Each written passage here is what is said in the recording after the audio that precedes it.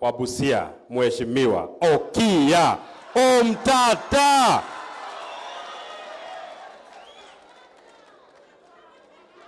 Na kwa niaba ya watu wa Mount Kenya, Mheshimiwa Okiya Omtata, tunataka tukushukuru.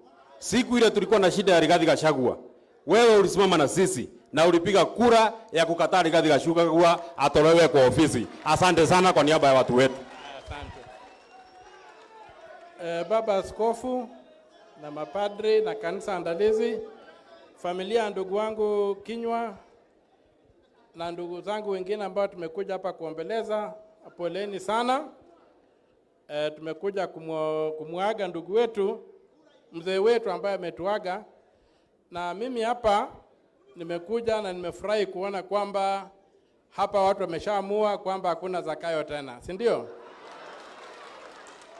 Nimeona hiyo ni mzuri kwa sababu Kenya haitaingizwa kwenye shimo, na Kenya ni moja. Penye mimi natoka, eneo inaitwa Bumala, ni village. MCA anaitwa Pashmat Maina, ni Mkikuyu, na yeye ndio Mkikuyu peke yake area hiyo, lakini amechaguliwa kuongoza kama MCA. Na hiyo kutambua kwamba wa Kenya tuko watu wa moja, ni mwenye na kufikiria kwamba atatenga kabila moja haitakubalika. Hakuna mwenye atatenga mwingine, lazima, lakini ukweli lazima utokee. Hii mambo imesemekana kwamba watu wataingia kwa wananchi wa Kenya bila kukaguliwa, hiyo ni ndoto. Mamlaka ya rais kusema kwamba huyu ndiye atakuwa Mkenya ama huyu atakuwa Mkenya, hapana. Katiba inataka watu wakaguliwe ndio wapata kwamba hii serikali imefuruga maisha ya wananchi wa Kenya na lazima ifurugwe.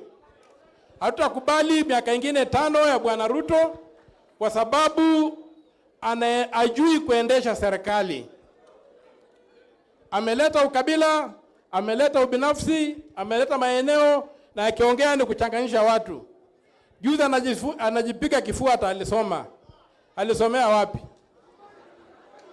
Nani aliona akisoma? Tumuliona juu ya magari kila siku. Alikuwa anasoma saa ngapi? Kenya, hii Kenya wajinga walikufa. Tunaelewana?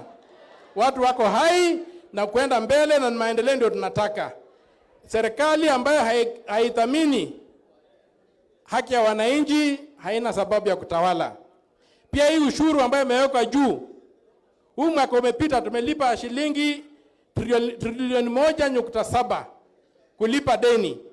Kwa hiyo pesa trilioni 1 imeenda kulipa interest, bilioni 7 peke yake imeenda kulipa ile madeni imekopwa. Na ukienda kwa vitabu utapata kwamba wamekopa pesa bila kupitia bunge. Bunge iliruhusu kwamba tukope shilingi bilioni 2.7, lakini wamekopa zaidi ya shilingi bilioni 9. Hiyo pesa ingine lazima watuambie walikopa na ilienda wapi. Mtu wa hapa hatalipa, mtu wa Busia hatalipa, mtu wa Mombasa hatalipa pesa ambayo haikumsaidia. Na nimefurahi ndugu zangu, mshaamua.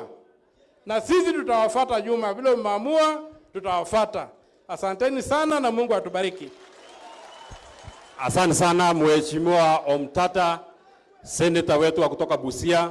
Na seneta wa Busia, ukirudi huko kwenu Busia na urudi huko kwenu Western, ukipata nafasi ya kuongelesha watu wa kwenu, nataka ueleze tu kitu kidogo.